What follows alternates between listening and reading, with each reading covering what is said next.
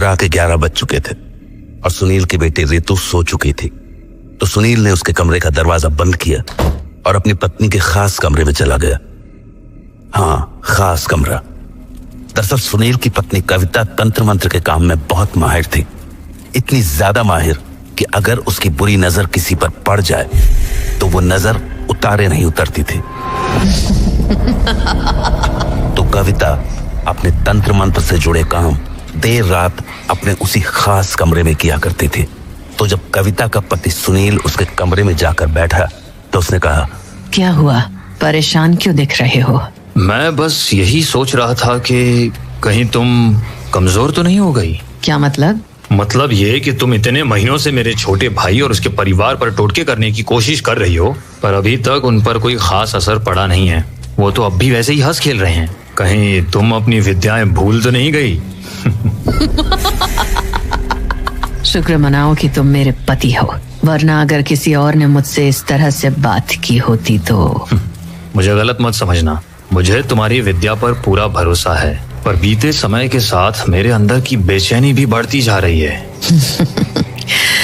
तुम चिंता मत करो, बस कुछ ही दिनों की बात है। मैंने जो अब सोचा है उसके बाद तुम्हारे भाई और उसके छोटे से परिवार को संभलने का भी मौका नहीं मिलेगा। प्रेत नाचेंगे उसके आंगन में, तुम बस देखते जाओ। पर इस सब में और कितना वक्त लगेगा? 2 से 2.5 महीने और। काश तुम ये चीजें और जल्दी कर पाती। असर जल्दी देखना हो तो बस मेरे पास उन सभी के बाल ले आओ, अगले ही दिन उनका पूरा परिवार साफ हो जाएगा। कविता का वो खास कमरा उसके और सुनील के ठहाकों से गूंज रहा था, पर वो दोनों ये नहीं जानते थे कि उनका छोटा भाई अनिल खिड़की से छिपकर उनकी सारी बातें सुन रहा था। अपने भैया और भाभी के मुंह से ये बात सुनकर उसके पांव तले की जमीन खिसक गई। वो भागा भागा अपनी पत्नी पविता के पास पहुंचा और उसे सारी बात बता दी। तो उसकी पत्नी बोली, मुझे लग रहा था कि भाभी ही ऐसी है, पर भैया भी। मुझे तो अब इस घर का पानी पीने में भी डर लग रहा है, ना जाने वो हमें या हमारे बच्चों को क्या कर दे। कुछ नहीं होगा बबीता, तुम इन टोना टुटका करने वालों को नहीं जानती। ये मैंने कहा ना, वो हमें छू तक नहीं पाएंगी। कुछ करना तो दूर की बात है। अरे पर ये बात तुम ऐसे कैसे कह सकती हो? क्योंकि आज तक उसके हर टोटके को मैंने ही काटा है। क्या? हाँ, तुम्हारी भाभी आज से नहीं कई सालों से ही कोशिशें कर रही हैं और हर बार मैंने उनके टोटके को काटा है। इसलिए तुम घबराओ मत, वो हमें या हमारे बच्चों को छू भी नहीं सकेंगी। बबीता, क्या तुम्हें भी टोने टोटके आते हैं? क्या तुम भी? नहीं, मुझे भाभी की तरह तंत्र विद्या का ज्ञान तो नहीं है, पर हाँ, मैं कुछ टोटकों का काट जरूर जानती हूँ।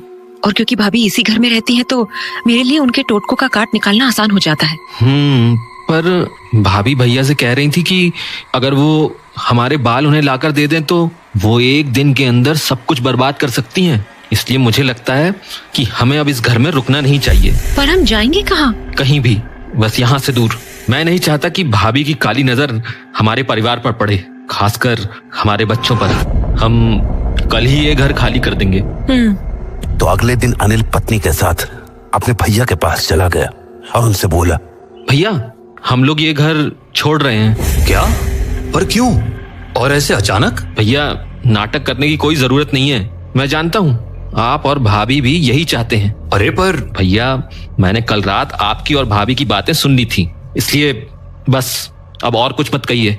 बस आपसे और भाभी से हाथ जोड़कर विनती है कि हमारे परिवार को अकेला छोड़ दें। अभी अनिल ने अपनी बात पूरी ही की थी कि वहां उसकी भाभी कविता पहुंच गई और वो बोली, तुझे जहाँ जाना है चला जा, पर मेरे खेल से तू बच नहीं पाएगा। तेरे साथ जो होना है वो तो होकर रहेगा। हमें अपने टोने टोटकों से मत डराओ भाभी। आज तक आपके सारे टोटके काटती आई हूँ, आगे भी काटूंगी। आपको जो करना है आप कर लो, पर मैं आपको हमारे परिवार को छूने नहीं दूंगी। बबीता की बात सुनकर अनिल का हौसला तो जरूर बढ़ा, पर तभी उसकी भाभी जोर जोर से हंसने लगी।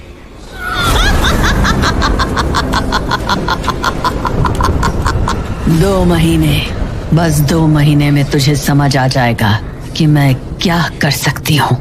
तेरे घर पे मातम नहीं मनवा दिया तो मेरा नाम कविता नहीं। अपनी भाभी के मुंह से ऐसी बातें सुन के अनिल और सहम गया और उसने वो घर छोड़ दिया।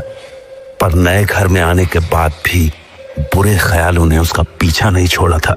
उस घर को छोड़े हुए 1 हफ्ता हो चुका है, फिर भी मन में अजीब अजीब ख्याल आ रहे हैं। कहीं भाभी ने जो कहा है वो सच ना हो जाए। मैंने कहा ना, तुम परेशान मत हो, मुझे अपने बजरंग बली पर पूरा भरोसा है, वो ऐसा कुछ नहीं होने देंगे। पर अगर भाभी ने सचमुच कर दिया तो? पता नहीं, मेरा तो दिल बैठा जा रहा है। अनिल का दिल बैठना लाजमी था, क्योंकि कविता ने वो बात मजाक में नहीं बोली थी। उसका इरादा साफ था, वो अनिल और उसके परिवार को तड़पता हुआ देखना चाहते थे। इसीलिए उसने अपनी तंत्र साधना और ज्यादा बढ़ा दी थी। वो हमेशा ही अपने उस कमरे में बैठी रहती थी, और अब तो उसके साथ उसका पति सुनील भी वहां बैठता था। मुझे लगा नहीं था कि अनिल की पत्नी भी ये सब जानती है, तभी वो तुम्हारे टोटकों को काट दिया करती थी। चिंता मत करो, अब जो उनके साथ होगा वो झेल नहीं पाएंगे। अच्छा ही हुआ कि दोनों ये घर छोड़ दिए। पहले उन लोगों के कारण मुझे छुप छुप कर अपनी साधना करनी पड़ती थी, पर अब ऐसा नहीं है। अब की बार का खेल ऐसा खतरनाक होगा कि उनकी पुश्तें याद रखेंगी।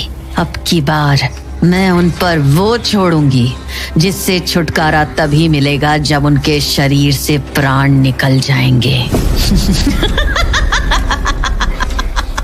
कविता और सुनील अपनी बातों में इतने मगन थे कि उन्हें पता ही नहीं चला कि उनकी बेटी रितु ने खिड़की के पीछे से सब कुछ सुन लिया था। रितु अपने अनिल चाचा की दुलारी थी। शायद वो उन्हें अपने पिता से भी ज्यादा मानती थी, इसलिए अपनी माँ के मुंह से ऐसी बातें सुनने के बाद वो भागी भागी अनिल चाचा के घर चली आई और उन्हें सब कुछ बता दिया। वो सारी बातें सुनने के बाद अनिल बोला, बेटा तुमने पक्का ये सुना था? हाँ चाचू, सच्ची। बबीता ये तो जिद पर अड़ गए हैं। मुझे लगता है हमें इस बारे में ताऊ जी से बात करनी होगी। वो गांव के सरपंच हैं, वो जरूर हमें इस मुसीबत से निकाल लेंगे। ठीक है। अनिल मरता क्या न करता, अपनी इस समस्या का हल निकालने के लिए वो गांव के सरपंच ताऊ के पास पहुंच गया।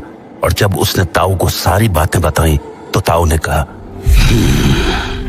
बात तो बड़ी है अनिल बेटा, पता नहीं सुनील को क्या हो गया है, ये ऐसा तो बिल्कुल नहीं था। हाँ ताऊ जी, पिताजी की मौत के बाद सब कुछ बदल गया। नहीं बेटा नहीं, चीजें बदलना बहुत पहले शुरू हो गया था। मतलब ये कि तेरे भाई की शादी होने के बाद से ही तेरे पिता का बर्ताव अजीब सा हो गया था, मानो वो अपने होश में ही ना हो। शायद इसीलिए उन्होंने तेरे भाई को 10 बीघा जमीन दे दी और तुझे बस 3 बीघा से संतोष करना पड़ा। मेरा दिल कहता है कि ये सब तेरी उस भाभी का किया धरा है। ताऊ जी, मुझे अपने खेत जमीन से कोई मतलब नहीं है। मैं तो बस इतना चाहता हूँ कि भैया भाभी हमें अकेला छोड़ दें और हमें चैन से जीने दें। एक काम करते हैं, सुनील के घर चल के उससे बात करते हैं, क्या पता वो मेरी बात मान जाए। जी ठीक है ताऊ जी। तो ताऊ की बात मानकर अनिल अपने बड़े भाई के पास चला गया, पर वहां जाने पर जब सुनील ने उन्हें देखा तो वो ताऊ जी पर भड़कने लगा। ताऊ जी, आप मेरे घर इसे क्यों लेकर आए हो? शांत हो जा सुनील बेटा, और इसकी बात सुन ले, ये तो तुझसे माफी मांगने आया है। माफी? हाँ भैया, मैं आपके सामने अपने परिवार की भीख मांगने आया हूँ। आप जो बोलेंगे मैं करने को तैयार हूँ, पर आप भाभी से कहिए कि वो हमारे परिवार को बख्श दें। अनिल ने अपनी बात पूरी ही की थी कि वहाँ उसकी भाभी आ गई। अरे अभी से ही कांपने लगे? तेरी पत्नी ने तो खूब चौड़ में आकर कहा था ना कि जो करना है कर लो, अब क्या हो गया? भाभी, हमसे गलती हो गई, बहुत बड़ी गलती हो गई। हम इस गांव को भी छोड़ देंगे, बस आप हमें बख्श दो। देख बेटा सुनील, मुझे तो तेरे परिवार की बातें ज्यादा नहीं पता हैं, पर मैं तेरे पिता को जानता था और वो कभी नहीं चाहेंगे कि बड़ा भाई ही छोटे भाई को कष्ट पहुंचाए। तो बेटा तू इसकी भूल चूक माफ कर दे और रहने दे से आराम से अपने परिवार के साथ। ताऊ जी की बात सुनने के बाद सुनील ने कुछ देर तक सोचा और फिर बोला, ठीक है ताऊ जी, मान लिया आपकी बात। मैं कविता को कुछ भी करने से मना कर दूंगा, पर एक शर्त पे। शर्त? कैसी शर्त? मुझे इसकी सारी जमीन अपने नाम पर चाहिए। क्या? हाँ ताऊ जी, अब यही मेरी शर्त है। अरे बेटा, पर उसके पास है ही क्या? सारी जमीन तू ही ले लेगा तो वो अपना परिवार कैसे चलाएगा? कम से कम कुछ तो छोड़ दे इसके लिए। ठीक है, इसे कह दो अपने और अपने परिवार के लिए 1 बीघा रख ले और बाकी की सारी जमीन मेरे नाम पे कर दे। अगर मंजूर हो तो बोलो। मंजूर है भैया, सब मंजूर है, बस मेरे परिवार को अकेला छोड़ दो। सुनील ने कागज के लिखा पढ़े के लिए अनिल को अगले दिन आने के लिए बोला। पर उस रात अनिल और उसकी पत्नी बबीता के सामने कुछ अजीब सा हुआ। वो दोनों अपने कमरे में सोए हुए थे कि तभी उन्हें अपने घर के आसपास किसी के चलने की आहट सुनाई दी। शुरुआत में तो उन्हें वो आवाज किसी जानवर की लगी, पर फिर जब हथौड़े की जोर जोर की आवाज आने लगी तो दोनों ने घर के बाहर निकलकर देखने का सोचा, पर बाहर कोई भी नहीं था। उन दोनों को ये बात अजीब तो लगी, पर अपने मन का वहम समझकर उन्होंने उस बात पर ज्यादा ध्यान नहीं दिया। अगले दिन लिखा पढ़ी होने के बाद जब सुनील को अनिल के हिस्से की जमीन मिल गई तो अनिल ने कहा, भैया मेरा जो भी था मैंने वो सब कुछ आपको दे दिया है, बस आप एक वादा कर दो कि आप मेरे परिवार को बख्श दोगे। अनिल की बात सुनकर सुनील मुस्कुराया और अपनी पत्नी कविता की तरफ देखकर बोला, कविता, तुम इसके घर पर जो 2 महीने में करने वाली थी ना, वो अब 2 दिन में करके दिखाओ।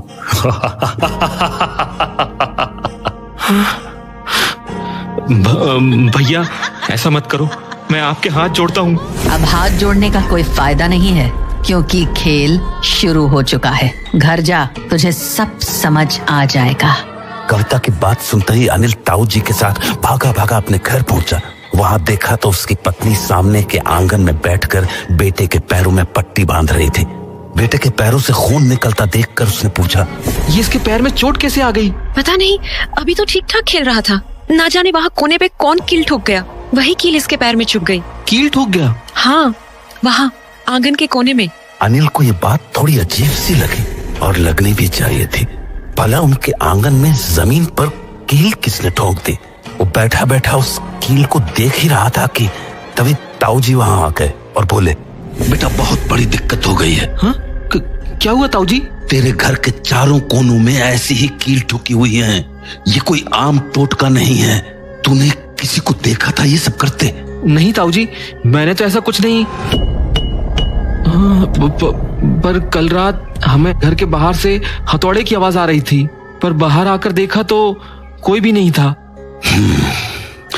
पक्का ये काम कल रात को ही किया गया है। पर इसका मतलब क्या है ताऊ जी? बेटा ऐसे कीलें तभी ठोकी जाती हैं जब किसी के घर को बांधना होता है। बांधना? मैं समझा नहीं ताऊ जी। बेटा ये खेल तेरी भाभी का ही है और अब वो शायद कुछ ऐसा करने वाली है जिसका अंजाम बहुत भयानक हो सकता है। पर ताऊ जी मैं अब क्या करूं? कल सुबह तैयार रहना, हम लोग पास के एक गांव में चलेंगे। वहाँ एक बहुत ज्ञानी पंडित बैठते हैं जिनके सामने ऐसे टोने टोटकों की कोई बिसात नहीं, पर वो रोज सुबह आधे घंटे ही बैठ पाते हैं और बस 10-11 लोग ही देखते हैं। तो अगर कल सुबह तेरी बारी आ गई तो समझ ले कि कल के कल ही ये तेरी सारी बला छूट जाएगी। ठीक है ताऊ जी। लेकिन हाँ, तुझे आज रात होशियार रहना होगा। मतलब बेटा आज की रात तेरे घर पर प्रेत तांडव करेंगे। तुझे ऐसी ऐसी चीजें दिखेंगी जो तूने अपने सपने में भी नहीं सोची होंगी। इसलिए आज की रात तुझे और तेरे परिवार वालों को बहुत हिम्मत रखनी होगी। तो ताऊ जी, क्या मैं अपने परिवार को लेकर बाहर नहीं जा सकता बस आज रात के लिए? बेटा जो तेरी भाभी ने किया है ना, उससे छुटकारा पाना इतना आसान नहीं होता है। तू कहीं भी चला जाएगा पर इस बंधन से नहीं बच पाएगा। इसलिए बस आज हौसला रख और बजरंग बली का नाम दिल में रख, वो तेरी मुश्किल जरूर दूर करेंगे।